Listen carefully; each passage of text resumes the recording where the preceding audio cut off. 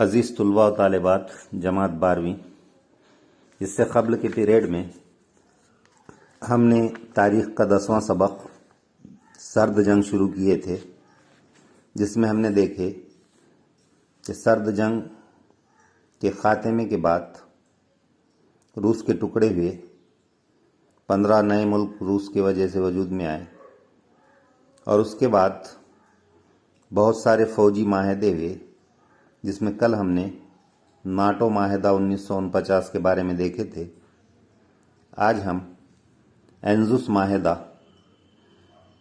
اس معاہدے کے اندر آسٹریلیا، اے سے، این سے نیوزی لینڈ اور زیڈ یو سے یونائٹڈ اسٹیٹ آف امریکہ، یہ 4 ممالک آسٹریلیا، نیوزی لینڈ، امریکہ، ان 3 ملکوں نے ایک معاہدہ کیا تھا جس کو اینزوس معاہدہ کہا جاتا ہے۔ اس معاہدے کا مقصد ان ملکوں کا تعلق بحر الکاہل سے ہے، اس لیے انہوں نے باہم مل کر اپنی مدافعت کے لیے جو معاہدہ کیا اسے اینزوس معاہدہ کہا جاتا ہے۔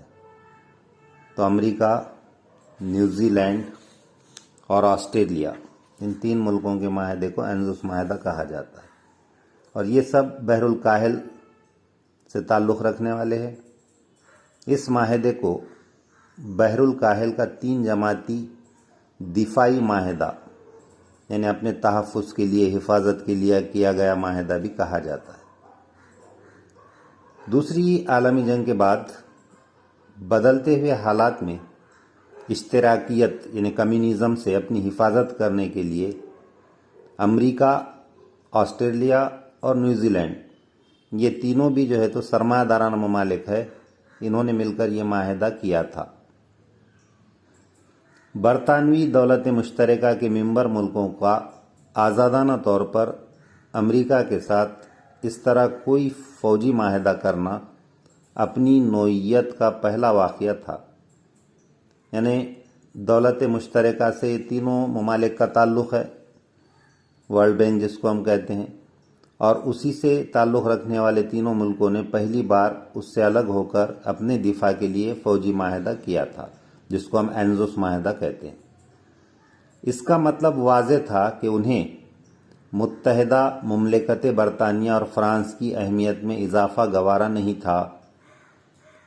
یہ اس لیے تھا کہ اس وقت برطانیہ اور فرانس، ان کی جو اضافہ ہو رہا تھا اہمیت میں، اس کو کم کرنے کے لیے امریکہ نے اپنا ڈومینیشن بڑھانے کے لیے آسٹریلیا اور نیوزی لینڈ سے یہ معاہدہ کیا۔ بحر الکاہل میں واقع ملکوں کو اشتراکی یا کمیونسٹ چین سے محفوظ رکھنے کے لیے یہ معاہدہ کیا گیا تھا۔ تو اسی اثنا میں کیونکہ کمیونزم بڑھ رہا تھا، روس کے بعد چین بھی کمیونسٹ ملک بن چکا تھا، اس لیے چین سے محفوظ رکھنے کے لیے ان تینوں کو یکجا ہونا اپنے دفاع کے لیے ضروری تھا۔ اس لیے آسٹریلیا، نیوزی لینڈ اور امریکہ، یو ایس، ان تینوں نے مل کر جو ہے تو کیا کیا، اینزوس معاہدہ کیا اپنے دفاع کے لیے۔ تو یہ اینزوس معاہدے کی خصوصیات تھی۔ اس کے بعد ایک معاہدہ ہے سیٹو معاہدہ، SEATO، اس کا لانگ فارم ہے S for South, E for East, A for Asia, T for Treaty, O for Organisation, یعنی جنوبی ایشیا کے ممالک کا جو ہے تو دفاعی معاہدہ ہے سیٹو۔ اس معاہدے کے اندر انگلینڈ، امریکہ، France, Australia, New Zealand, Pakistan, Thailand اور فلپائنس جیسے ملکوں نے 1954 میں یہ ایک معاہدہ کیا۔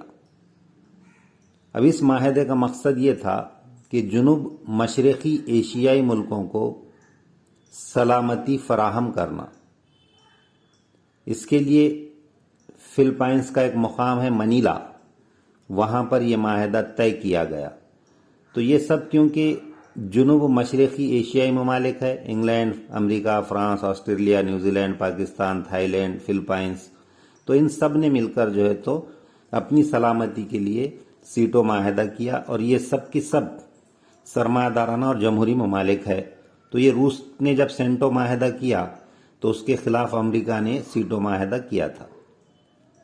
اس معاہدے کو جنوب مشرقی ایشیائی ملکوں کی سلامتی کا معاہدہ بھی کہا جاتا ہے۔ ایک تو اپنا دفاع یا اپنا تحفظ اس کا مقصد تھا، اور دوسرا جنوب مشرقی ایشیائی ملک جو تھے اوپر دیے گئے، ان میں سے اگر کسی بھی ملک پر حملہ ہوتا ہے تو یہ سب کی سب جو ہے تو اس کی سلامتی کے لیے جو ہے تو کام کریں گے، تحفظ کریں گے۔ اس معاہدے کا اہم مقصد جنوب مشرقی ملکوں میں اشتراکیت کی توسیع کو روکنا تھا، کمیونزم کی توسیع کو روکنا تھا، کیونکہ دوسری عالمی جنگ کے بعد 9 آزاد ملک یا تو سرمایہ دارانہ امریکہ کے گروہ میں شامل ہو رہے تھے یا کمیونسٹ سوویت روس کے گروہ میں شامل ہو رہے تھے۔ تو روس کی ترقی نہ ہو اور کمیونزم کی طرف ممالک نہ جائے، اس کے لیے یہ جو ہے تو جنوب مشرقی ایشیائی ملکوں کا معاہدہ تھا۔ اپنے گروپ کی حفاظت و سلامتی، معاہدے پر دستخط کرنے والے کسی بھی رکن پر حملے کو گروپ میں شامل تمام ممالک پر حملہ تصور کر کے تمام رکن ممالک نے اس کا جواب دینا اور کسی امکانی حملے کے علاوہ سماجی اور معاشی ترقی کے لیے ایک دوسرے سے تعاون کرنے جیسے فیصلے اس معاہدے میں شامل تھے۔ تو یہ جو سیٹو گروپ تھا، اس گروپ کے تمام ممبر ممالک نے اس معاہدے پر دستخط کیے، اور انہوں نے یہ طے کیا کہ اگر اس گروپ میں سے کسی بھی ایک ملک پر حملہ ہوتا ہے تو وہ پورے گروپ پر حملہ سمجھا جائے گا، اور اس کے جواب میں پورا گروپ مل کر جو ہے تو اس کا جواب دے گا۔ اس کے علاوہ سماجی معاشی ترقی ان ملکوں کی اور تعاون ایک دوسرے کو کرنا، یہ بھی اس معاہدے کے اہم دفعات میں شامل تھے۔ ویسے دیکھا جائے تو اس معاہدے میں کئی مسائل موجود تھے۔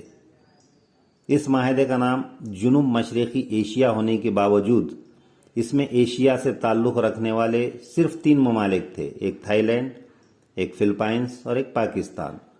بقیہ بھارت ہے، جاپان ہے، روس ہے، یہ ملک اس میں نہیں تھے۔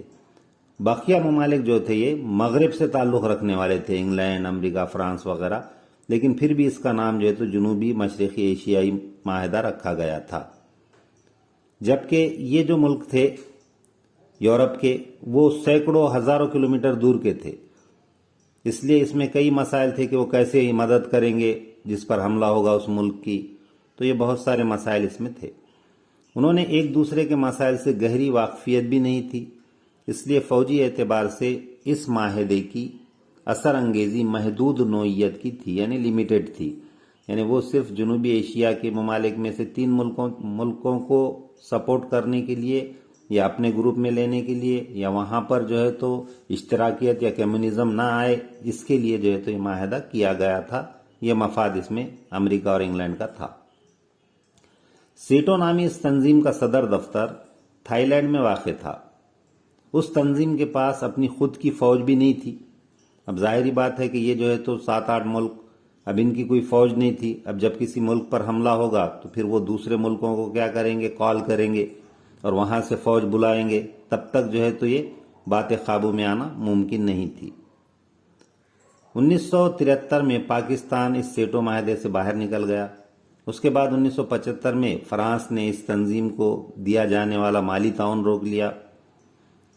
30 جون 1977 کو یہ تنظیم رسمی طور پر تحلیل کر دی گئی، یعنی کینسل کر دی گئی، رد کر دی گئی۔ تو اس طریقے سے یہ امریکہ کا کیا گیا سیٹو معاہدہ سوویت یونین کے سینٹو معاہدے کے خلاف جو ہے تو تھا۔ اب جیسے ہی یہ سیٹو معاہدہ ہوا، فوراً جو ہے تو اس کے خلاف سوویت روس نے ایک معاہدہ کیا جس کو ہم سینٹو معاہدہ کہتے ہیں، جس کے بارے میں ہم اگلے پیریڈ میں دیکھیں گے۔